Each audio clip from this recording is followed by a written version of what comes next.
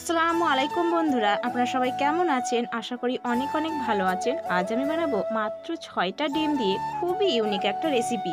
আর এটা বানানো ভীষণ সহজ আর খেতে তো দারুণ মজার হয়।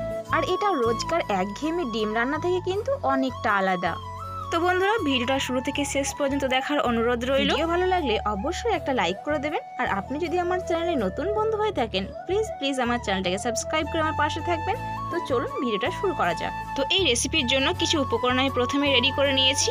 তার জন্য এখানে নিয়েছি 6টা ডিম, আর এখানে আমি 6টা বাটি প্রথমে তেল ব্রাশ করে নিয়েছি। আর এখানে কাঁচা লঙ্কা কুচিয়ে নিয়েছি, ধনেপাতা কুচি, লবণ, লঙ্কার গুঁড়ো আর গোলমরিচ গুঁড়ো। এরপর সমস্ত ডিমগুলো এক এক করে ফাটিয়ে কুসুম সহ ডিমের সাদা অংশটাই আমি এক একটা বাটিতে ঢেলে দিচ্ছি।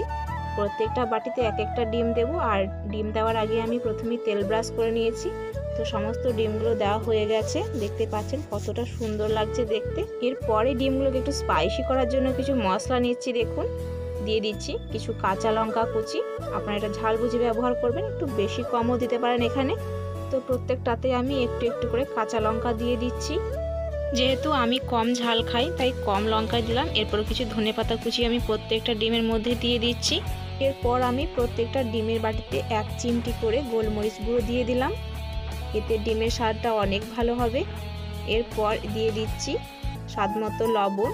লবণটার স্বাদ বুঝে ব্যবহার করবেন। তো প্রত্যেকটা ডিমের মধ্যে আমি লবণ দিয়ে দিলাম। এরপর প্রত্যেকটা ডিমের ওপরে একটু শুকনো লঙ্কার গুঁড়ো দিয়ে দেবো। এটাও আপনারা বাড়িয়ে কমিয়ে নিতে পারেন। তো 6টা ডিম এভাবে আমি বাটিতে সেট করে নিয়েছি। সেট করে নেওয়ার পরে একটা থালা নিয়েছি ছিদ্রযুক্ত। এরপর আমি 3টা বাটি বসিয়ে দিলাম। থালার মধ্যে বাটিগুলো বসিয়ে দেওয়ার পরে আগে থেকে উনানে একটা কড়াই জল দিয়ে দিয়েছিলাম, আর একটা স্ট্যান্ডও বসিয়ে দিয়েছি। দেখতে পাচ্ছেন জলটা ফুটছে হালকা। এরপর আমি এর ওপরে থালাটা বসিয়ে দিলাম। থালাটা বসিয়ে দেওয়ার পরে থালার ওপরে যখন একটু ভাপ উঠে আসবে তখন ঢাকনা দিয়ে ঢেকে এটাকে আমি 10 মিনিটের জন্য ভাপে রেখেছিলাম। 10 মিনিট পরে একটু হাত দিয়ে চেক করে দেখছি ওপরটা কাঁচা আছে কিনা। দেখতে পাচ্ছেন একটু হাতে লেগে আসছে না, ডিমটা একটুও কাঁচা নেই, খুব ভালো করে ভাপানো হয়ে গেছে। এরপর এটাকে আমি উনান থেকে নামিয়ে নিচ্ছি। নামিয়ে নেওয়ার পরে 5 মিনিট এগুলোকে আমি ঠান্ডা হতে দেব। আর যেই 3টা বাটি বাকি ছিল ওই 3টা বাটিও আমি থালার মধ্যে বসিয়ে দিচ্ছি। দিয়ে আবারও এগুলোকে আমি 10 মিনিটের জন্য ভাপে রেখে দেব। আর এদিকে দেখুন বন্ধুরা, আমার রান্না করার সময় জাহাজ যাচ্ছিল একটা, সেটাও আমি ভিডিওতে ক্যাপচার করে নিয়েছি। তো সবগুলো ভাপানো হয়ে গেছে। তারপর একটা কড়াই বসিয়ে দিলাম, তার মধ্যে দিয়ে দিলাম অনেকটা পরিমাণে তেল। তেলটা গরম হতে থাক। তারপর আমি ডিমগুলো একটা ছুরি দিয়ে এভাবে ছাড়িয়ে নিচ্ছি। দিয়ে সমস্ত ডিমগুলো আমি বের করে নিচ্ছি। দেখুন বন্ধুরা, সাধারণ ডিম সেদ্ধ থেকে এই ডিম ভাপাটা কিন্তু অনেক ভালো লাগে খেতে। ভিতরে মশলা থাকে এরকম, মুখে পড়ে খাওয়ার সময় দারুণ লাগে। তো সমস্ত ডিমগুলো বের করা হয়ে গেছে বাটি থেকে। এরপর আমি তেলটার মধ্যে দিয়ে দিলাম একটা তেজপাতা ফোড়ন। এরপর এখানে দিয়ে দিচ্ছি পরিমাণ মতো আদা বাটা, রসুন বাটা, কাঁচা লঙ্কা বাটা এবং পেঁয়াজ বাটা। এগুলো সব একসাথে বেটে নিয়েছিলাম, তারপর ব্যবহার করলাম।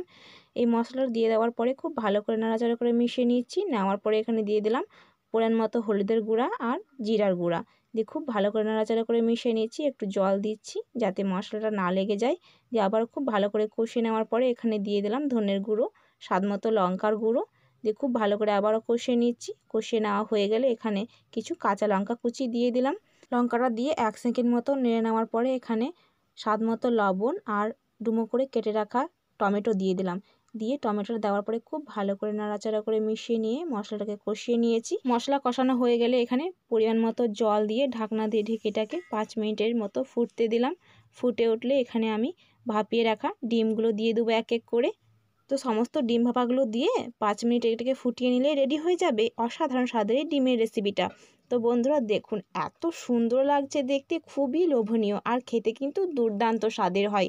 বাড়িতে কিন্তু অবশ্যই এই রেসিপিটা ট্রাই করবেন। তারপর দেখবেন এই রান্নাটা করার পরে আর কোনো ডিমের রেসিপি ভালোই লাগছে না। তো বন্ধুরা, দেখা হচ্ছে নতুন কোনো একটা রেসিপিতে। আল্লাহ হাফিজ।